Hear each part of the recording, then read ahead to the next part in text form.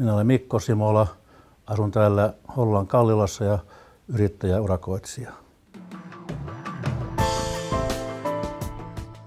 No, homma lähti siitä, että postilaatikkoon tuli ensin mainos, sen jälkeen soitto edustajalta ja edustaja pyysi lupaa tulla käymään ja kävi ja tutki hormit ja teki tarjouksen.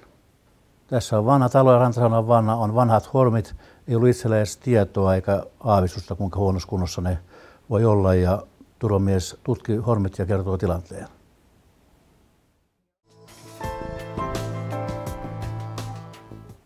Homma oli joustavaa. Työ aloitettiin heti kun sovittuna päivänä ja työn jälki oli siistiä ja työmiehet reippaita. Rantasaunaan putkitettiin vanhat hormit ja homma toimi hienosti.